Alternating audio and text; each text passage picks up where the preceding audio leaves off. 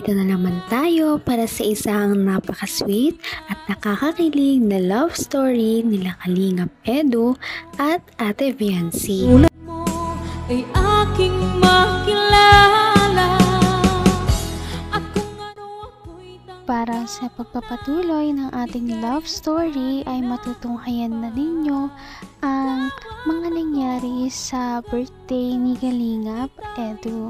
Dahil itong ang kanyang birthday ay pangalawa na nakasama niya si Ate Viancy.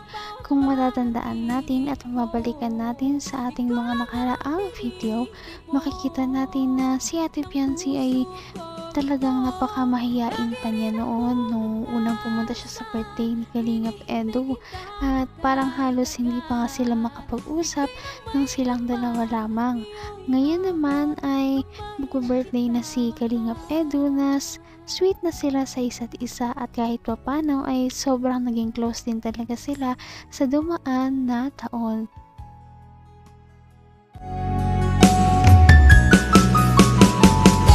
ang nais ko lang.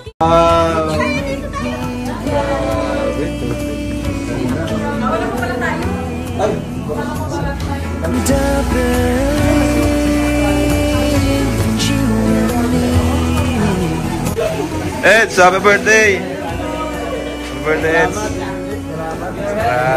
Salamat sa pagpag-gusto mo naman sa kaya. Siyempre, deserve mo yan.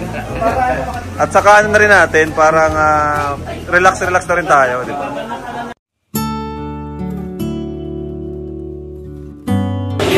Hello.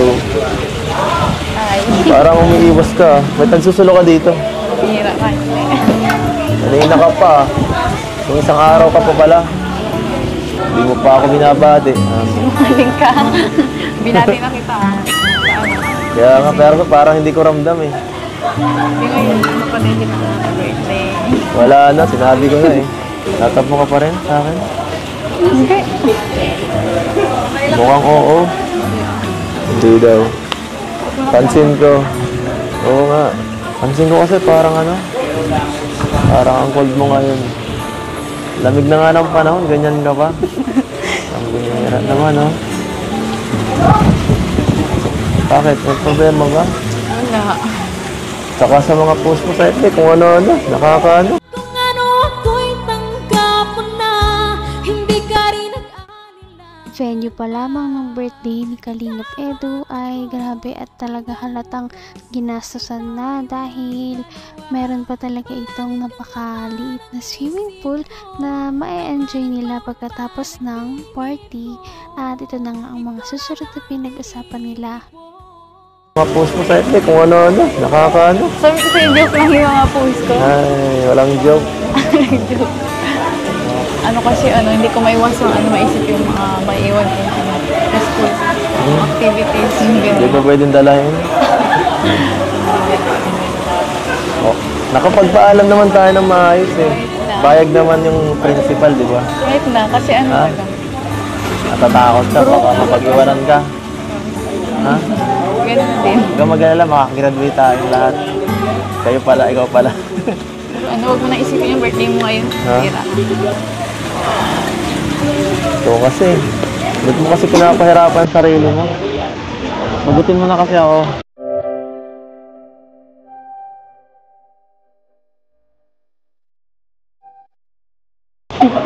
Para di mo na kailangan mag-aaral, secured ka na.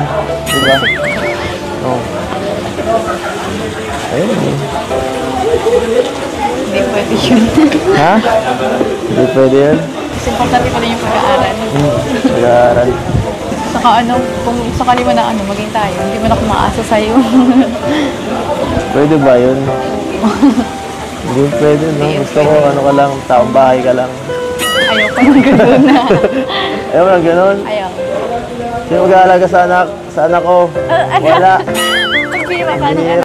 Naman ang bawat panaginip ko, ikaw lang ang tinig. May paghawak pa nga ng kamay si Kalingap Edu na nalalaman kay Ate Viancy, ngunit syempre dahil birthday naman niya ay pagbigyan na. Kaya pinagbigyan naman ni Ate Viancy si Kalingap Edu at mamaya ay mas malala pa nga ang kanilang gagawin. Pero lang, natamitin lang kita. Ang lungkot mo dyan eh. Kanina ka pa eh. Napag-alala mo ako eh. Huwag lang isipin. Ikaw dapat mag-enjoy ngayon kasi ang birthday mo. Birthday ko? Kaya nga ako pumunta kasi sabi mo. Ha?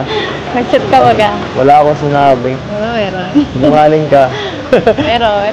Sige, pero galing na. Medyo nangihilaan ako. Hindi ko parang hindi ako mag-i-enjoy sana eh, kung hindi ka dumating eh. Buti na lang kasundo ka ni Doc. Ay. Buti na lang. Hindi pwede mawala ang wiping mo. Ha? Pwede mawala.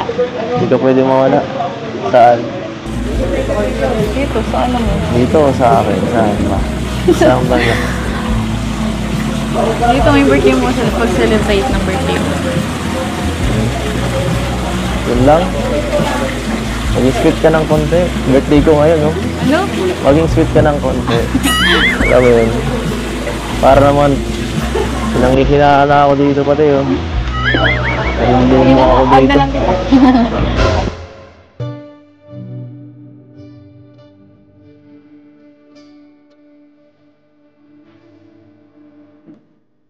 Hanggang wakas ay tayo ng dalawa.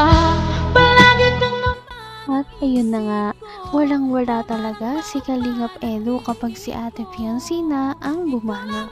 Dahil napa-speechless talaga siya noong bigyan siya ng hug ni Ate Fiancé o yakapin. Kaya napangiti na lamang siya at siguro solve na siya sa kanyang birthday. Yun pa lamang ay napakalaking gift na para sa kanya.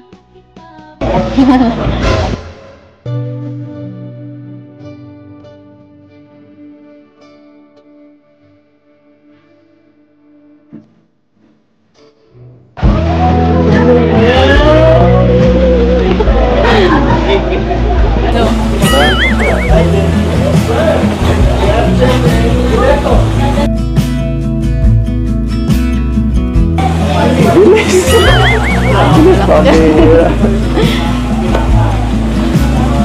Ulang.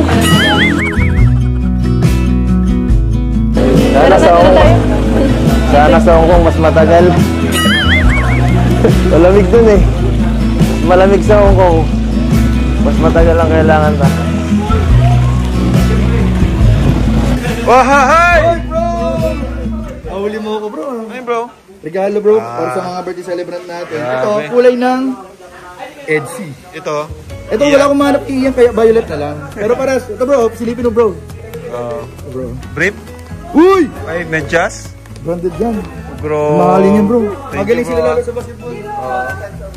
Ayan na, guys. Oy, Kalingap Rain. Happy birthday! Dito. Happy birthday kay Kalingap Rain. Ayan na po. Happy birthday kay Ian. Kay Ian, wala pa si Ian eh, wala pa si Ian. Ayan na po. Naku, hinahabol pa nga ni Kalingap Edu si Ate Fiancé dahil parang gusto niya pa ng isa pang hug, yung mas matagal daw. At syempre, aabangan natin kung mahag pa talaga siya ulit ni Ate Fiancé o hindi na.